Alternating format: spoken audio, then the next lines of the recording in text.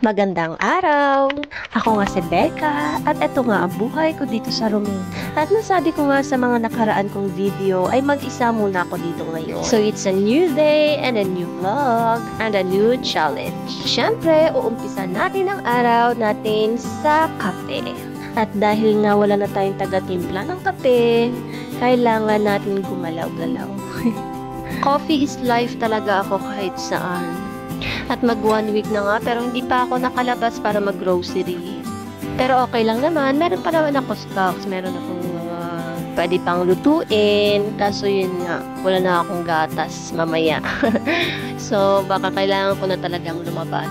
May extra naman ako pero maliliit kasi if ever daw na maubusan ako, pwede ko yun gamitin. So ganito siya. Papakita ko sa inyo. So, pag tinamad pa ako mamaya, pwede ko pa ito gamitin hanggang bukas. At hindi ko nga nauubos-ubos tong mga tinapay kasi palaging may dala yung mom niya. At ini-enjoy ko talaga yung kape pag mag-isa lang ako. Kasi minsan nga, bago pa yan maubos, malamig na yung kape ko. At mula nga nang umalis siya, ay sinama ko na sa routine ko itong pagbabasa ng ilang Romanian words every morning. Kasi ang hirap pag wala kang alam. So, ngayon, paunti-unti lang. At least, kahit papano, may nalalaman ako. At sa gabi kasi yung mga hinugasan ko ay hindi ko na natutuyo. So, kinabukasan ko na siya nilalagay. Kaya inaayos ko siya after ko magkape. 1.5 months pa nga lang ako dito. Pero marami na ako natutunan at nabago sa sarili ko. Iba nga pala talaga, no? Yung may sarili kayong lugar kasi mas matututo kayo sa mga bagay na dapat gawin na kayo lang. Iba kasi yung setup ng buhay na alam ko or nakasanayan ko. Siyempre, in my 20s, so wala naman kayo ibang ginagawa kundi mag-work, pagising, ayun, tulog, diba, laba, kain, pag day off, laba ulit, the next day, ganun-ganun lang. So, iba siya sa setup ng buhay ko ngayon. At pag nasa probinsya naman ako, paggising ko kasi niyan, luto na yan si mama, ready na yung mga pagkain. So, yung gagawin ko na lang magkape, maglinis, yun na yung trip ko lang. So, yung hindi ko siyang masasabing responsibility ko siyang gawin. Yung ganung bagay. Yung ako mismo yung kailangan mag-isip na ano yung ulamin, wala nang pagkain mamaya, kailangan na bayaran yung mga ito. Yung hindi ko na siya isipin. Kasi yung magbibigay lang ako ng pera, okay na yun. Wala na akong problema. Compare dito na pagising po, syempre ikaw mag-check.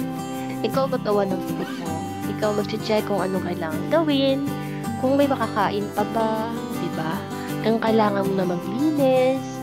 Syempre, i-check mo rin kung kailan ka magbabayad ng bills. Mag-check yung kung ano-anong bagay dito sa buong bahay. So, magkaiba siya. So, this is my first time. So, hindi naman ako nahihirapan kasi ako naman isa. At lalo na kung nandito yung darling ko, ay hindi talaga ako mahihirapan kasi kadalasan, siya talaga yung nag-check ng mga lahat-lahat ng mga bills, bayarin. Kahit basurahan yan, siya lagi yan. Tinutulungan ako yan sa lahat ng trabaho sa bahay, pag-prepare ng food, drinks, paglinis. Wala akong masasabi dyan. Ang dami ko na tuloy na kwento. So ngayon, dahil nga mama niya ay nag-message na doon daw ako mag-lunch. So, tinapos ko lang yung mga gawain ko na inumpisahan ko na at nag-ready na rin ako at pupunta na ako sa kanila.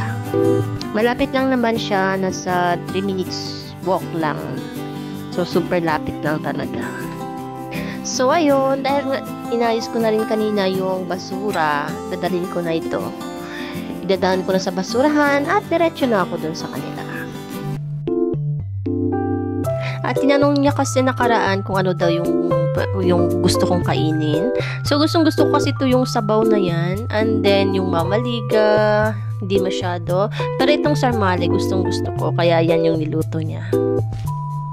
At after nga namin mag-lunch, ay umuwi na rin ako. So, hanggang dito na lang muna ang aking video. Thank you for watching. Bye!